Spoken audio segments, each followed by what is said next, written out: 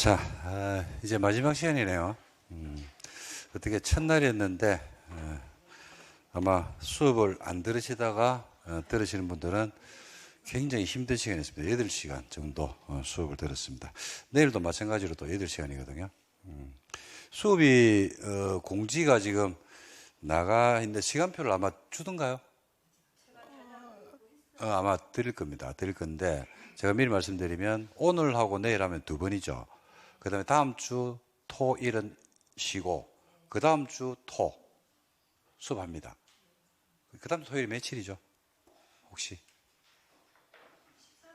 13일. 제가 한번 안내해 드릴게요.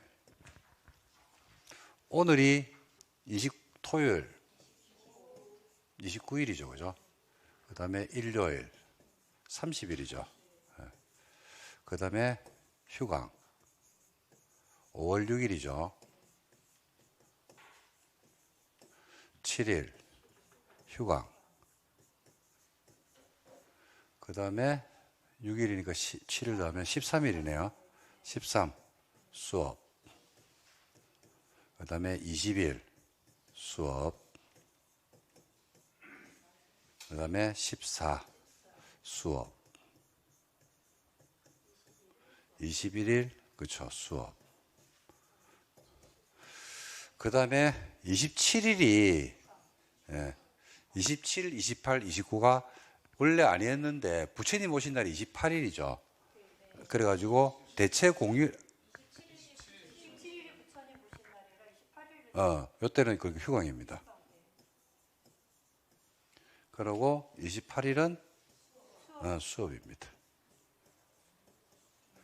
그리고 6월 4일이죠. 6월 4일이 종강 해야 됩니다. 이렇게 해서 이제 횟수로 따지면 아마 한 번, 두 번, 그 다음에 세 번, 네 번, 다섯 번, 여섯 번, 일곱 번, 여덟 번 이렇게 했어야 될 겁니다. 그러니까 토요일이 2번 수업을 합니다. 2번. 그러니까 조금 이제 우리 전달에 기본 2번째 들은 분들이 있거든요. 그때는 토요일 해가지고 굉장히 좀 힘들었다고 하던데 중간에 이제 한 번 쉬니까 2번 쉬니까 조금 연휴가 있을 때 좀 쉬니까 좀 여유롭나? 그건 아닌가? 하여튼 이렇게 됩니다. 참고하시면 되지 않을까 싶습니다. 나중에 아마 학원에서 따로 시간표 여러분들에게 프린트해서 나눠드리든지 할 겁니다. 참고하시면 되겠습니다. 자, 따로 공지를 할게요. 이쪽으로 갑시다. 자, 연결해서 할게요. 자, 그러면 이제 토지입니다. 토지인데, 자, 좀 전에 말씀드렸죠. 토지를 가졌다는 이유, 토지 소지하는 이유로 무조건 분양자격이 있는 것은 아니고 일정 면적이 된다. 일정 면적. 일정 면적이 돼야 되는데 그 일정 면적이 어떻게 되느냐라고 했을 때, 자, 정리를 한번 할게요. 그 일정 면적이 서울은 얼마더라? 90입니다. 90. 얼마라고요? 90. 부산은 60입니다. 서울은 일정 면적이 돼야 됩니다. 90제곱미터 이상의 토지를 소유해야지 분양자격이 있어요. 부산은 60. 안양이 얼마인 줄 압니까? 안양이? 경기로 안 나와요. 왜냐하면 안양은 경기도에 있고 경기도조례라는 게 아니고 시군조례라고 합니다. 시군조례. 그래서 안양은 제가 알기로 60입니다. 60. 그래서 면적이 지자체마다 약간씩 차이가 있다. 이렇게 보시면 되는데 여기서 지금 보면요. 여기서 보면 여러분 교재 한번 보실래요? 교재 71페이지를 보시면 돼요.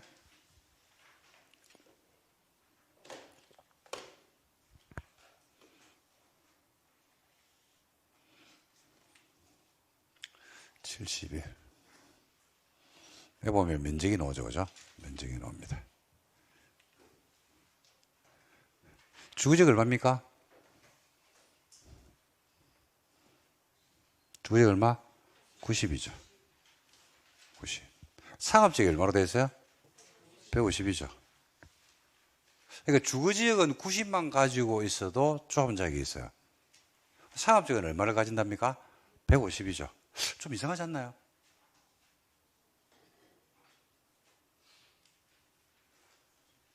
아니, 이제, 주거지역은 90을 가지면 되거든요. 그런데 이제 공시지가로 하니까 90이, 예를 들어서 제곱미터당 공시지가가 뭐 서울인데, 주거지역인데, 얼마로 하고, 뭐 한 700만 원으로 해볼게요. 700만 원. 700만 원. 공시지가 700, 평당, 제곱미터당 700. 그럼 한 평에, 뭐, 7, 3, 21, 2100. 너무 비싸나? 500 할까요? 500을 할게요. 500. 그럼 500으로. 그러면 59, 4, 5, 7이면 되죠. 그런 분자격이 있어요. 근데 상업지역은 얼마입니까? 150이죠. 상업지역 토지가 비싸요, 싸요? 더 비싸죠? 그렇잖아.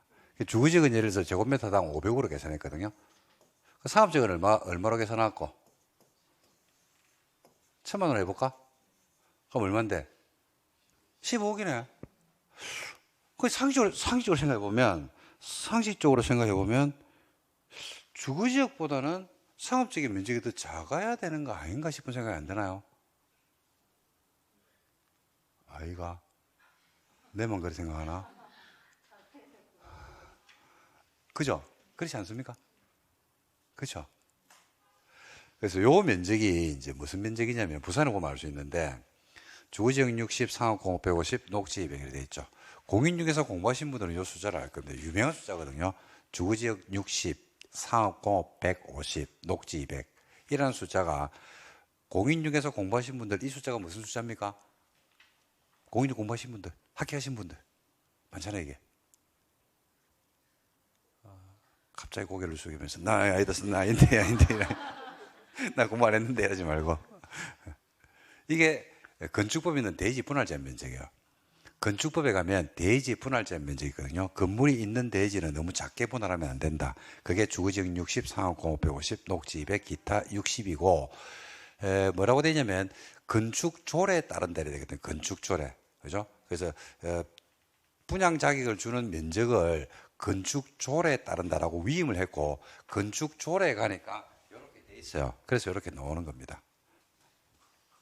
그런데 여러분들이 보기에 이게 합리적입니까? 불합리합니까? 주거지역 90, 상업은 150이 있어야지 분양 자격을 준대요. 토지가 더 비싼데. 합리적이요? 좀 불합리합니까? 좀 불합리하죠. 그죠? 불합리하죠. 부산은 맞아요, 이게. 부산은 주거지역 60, 상업공업 150, 녹지 200 이렇게 되어 있습니다. 맞아요. 안양도 이렇게 되어 있을 겁니다. 안양시 조례에 분양 자격을 제가 한번 더 확인할게요. 안양, 저는 그렇게 알고 있는데, 안양 조례에, 토지 분양 자격을 누구한테 주는 데라니까, 안양시 건축조례에 따른다. 이래 건축조례거든요. 건축법에 가면 이렇게 돼 있어요. 주거지역 60, 상업공업 150, 녹지 200, 기타 60 이렇게 돼 있거든요. 그렇게 돼 있다고 되어 있습니다. 이게 이제 불합리하다는 비판이 계속 제기된 겁니다. 이게 말이 안 되는 소리 아이가. 주거지역이 90인데 상업지역은 면적이 더 작아야 되는데 어떻게 면적을 더 크게 해가지고, 그죠? 분양 자격을 준다고 이야기하노. 이거 좀 말도 안 되는 소리 아이가? 라고 이야기를 하니까 서울시에 들어보니까 그 말이 맞습니까? 틀렸습니까? 맞죠? 맞죠? 그래서 우리 지금 수도권도 그렇고요. 그다음에 광역시들은 가보면요, 시청 게시 홈페이지도 있지만은요, 정비사업만 따로 홈페이지를 만들어 놓은 데가 있어요. 서울은 우리가 서울 클린업 시스템이라고 있고요. 부산도 가면 다이나믹 부산이래 가지고 정비사업만 홈페이지를 따로 만들어 놨어요. 그만큼 정비사업 하는 데도 많고, 그다음에 정비사가 관련된 민원들 내지는 그와 관련된 문의들이 워낙 많다 보니까 그 이제 자료를 갖다 따로 모으고, 그다음에 그 관련된 부분들을 따로 정리를 합니다. 따로 정리를 하는데, 제일 앞서 나가는 데가 어디냐면 서울이에요. 우리나라에서 제일 정비사업 관련해서 앞서 나가는 데가 서울이고, 서울이 그와 관련된 선례들이 되게 많고, 그러다 보니까 다른 지자체들이 어디를 따라가는 경우가 많냐면 서울을 따라가는 경우가 많아요. 그래서 그 비판이 있었거든요. 그러고 나서 법을 개정했어요, 서울은. 그래서 이 책이 지금 잘못됐습니다. 책이 어떻게 잘못됐냐면, 서울은 주거지역 90, 상업지역 150, 공업 200, 녹지 200이 아닙니다, 이제는. 아니고, 전부 다가 용도지역을 따져, 안 따져? 용도지역을 안 따집니다. 용도지역을 따지지 않고, 몽창구리 90이에요. 몽창을 말하고요? 90. 서울은 90 이상이 되면요, 용도지역을 따지지 않고 분양 자격을 다 줍니다. 근데 부산은 아직까지 주거지역, 상업, 공업 이렇게 분류를 하고 있습니다.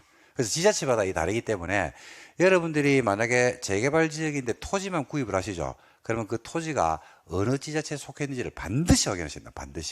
반드시 확인해가지고 도시 및 주거환경 정비 조례라는 게 있거든요. 예를 들어서 안양이다 그러면 안양시 도시 및 주거환경 정비 조례.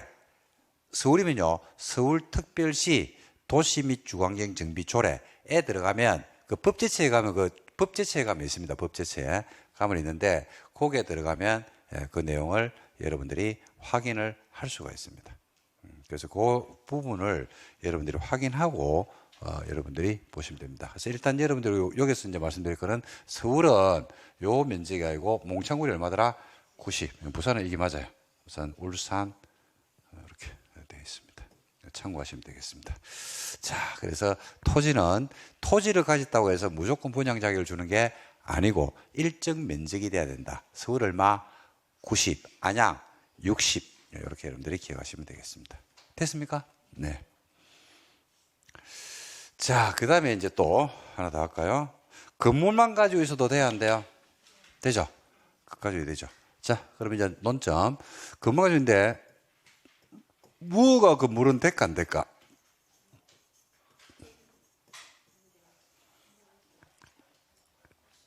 무허가 건물입니다. 그렇죠? 될 수도 있고 안 될 수도 있어요. 자, 무허가 건물은요, 두 개로 나누거든요. 두 개로 나누는데 기존 무허가 건물이 있어요.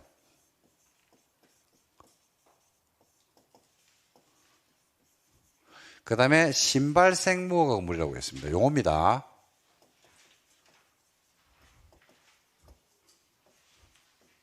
그래서 기존 무허가 건물은 줘요.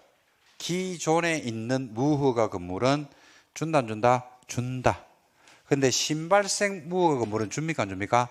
안 주는데 기존 무허가 건물하고 신발생 무허가 건물을 구분하는 날짜가 있겠죠. 그죠? 그게 이제면 1989년 1월 24일자를 기준해 가지고 그 전에 있었던 것은 기존 무허가 건물로서 분양 자격을 줘요. 그 이후에 있었던 것은 신발생이죠. 그 위에 있던 건 안 줘요. 그러니까 무허가 건물을 만약에 여러분들이 매입할 일이 있다라고 한다면 그 무허가 건물이 1989년 몇 며칠입니까? 1월 24일 이전의 무허가 건물이면 사도 돼요. 경매받아도 돼요. 그러면 분양 자격이 나와. 근데 1989년 1월 24일 이후면 안 돼. 근데 이것도 지자체마다 날짜가 달라. 서울은 이런데요. 부산은 1989년 3월 29일이가? 24일이가? 3월 29일 맞죠? 3월 29일을 기준합니다. 날짜가 달라. 부산은 1989년 3월 29일 이전이면 기존 무허가 건물, 이후면 신발생이 됩니다. 그래서 무허가 건물도 나오긴 나오는데 그 무허가 건물이 신발생이냐, 새로 발생한 거냐, 아니면 옛날에 있던 거냐, 요거 가지고 달라집니다. 이 날짜 아셔야 되겠죠. 구분해, 이거는 여러분 판단을 해봐야 되겠죠. 자, 그럼 질문.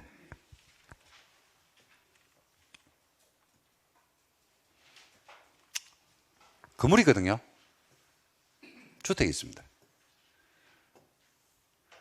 갑이 소유하고 있어요. 이 건물은 무허가 건물입니다. 통상적으로 무허가 건물은 대지는 누구 소유인 경우가 많겠습니까? 갑 소유가 아니겠죠.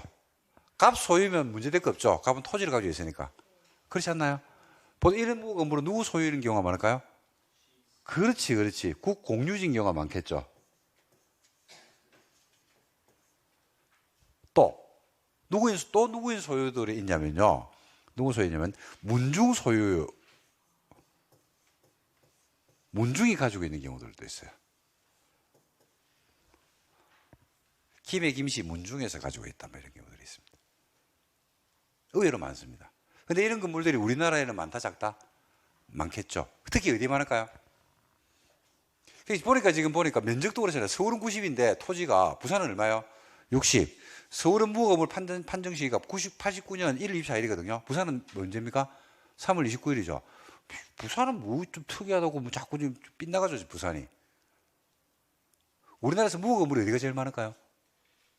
부산입니다, 부산. 왜? 이 부산의 도시 특성 때문에 그렇죠. 부산의 도시 특성. 여러분들 부산에 뭐 투자할 일은 없을 거가 있습니까? 없어. 그 부산은 이제 왜 그러냐니까 6.25 동란 때문에 6.25 동란 때문에. 여러분 부산에 관광 가시죠? 어디로 가십니까? 해운대? 해운대. 그리고 그 부산에 그 TV에 많이 나오잖아요. TV에 그 부산에 뭐 감천의 문화마을 이런데 혹시 가보셨나요? 가보신 분? 그렇죠. 가보신데. 그거가 좀 옛날 공동묘지예요, 공동묘지. 그래서 부산은 이제 어떻게 형성이 되냐면요. 잠시 설명해 드릴게요. 안 궁금하겠지만은, 안 궁금해도 설명 드릴게요. 6.25 동란이 일납니다, 6.25 동란이. 6.25 동란이 일납니다. 그 피난민들이 몰려들죠. 어디로 옵니까? 부산으로 왔어요, 부산으로. 낙동강 정선이 형성되면서 부산으로 나왔죠. 그러니까 또 1.4 때 배 타고 어디로 왔습니까? 부산으로 왔잖아요. 그죠? 근데 부산은 도시 가보셨죠? 부산은 도시가 어떻게 되어 있냐면요. 산과 바다로 되어 있어요.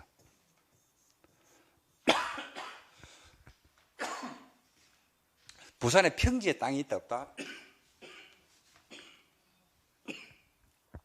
부산에 평지에 땅이 있을까요 없을까요? 평지 없어. 부산에 평지가 있죠. 다 매립지입니다.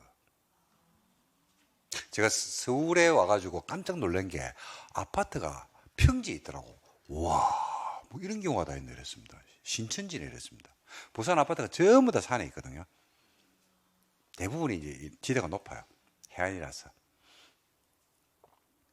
그래서 부산에 이제 평지가 있다 그러면 그 매립지입니다. 여러분 그 해운대 가보셨죠? 가가지고 막 사진 찍고 막 그랬을 거 아닙니까? 광안대교 지나가면서 왔다 갔다 하면서 멋있다 해서 하고 막 그랬을 거 아닙니까? 그죠? 그게 다 매립지입니다. 아이파크부터 해서 아이파크, 제니스 등등 쭉 주상복합들이 쭉 연결되어 있잖아요. 그죠? 그게 다 매립지입니다. 그리고 옛날에 그게 수영 비행장이 있어요. 비행장. 매립에가 비행장으로 썼거든요. 그러다가 이제 도심지 비행장이 있으면 안 되잖아. 그래서 옮기고, 그걸 갖다가, 신시가지, 센텀, 마리. 그래서 광안대교를 지나가면서 보이는 곳도 있죠. 아이파크, 제니스, 두산, 위브, 여기가 쫙 있거든요. 거기가 마린시티. 그 다음에 그 다음 블록에 가면 백스코가 있거든요. 그거가 센텀. 이래야 됩니다. 센텀.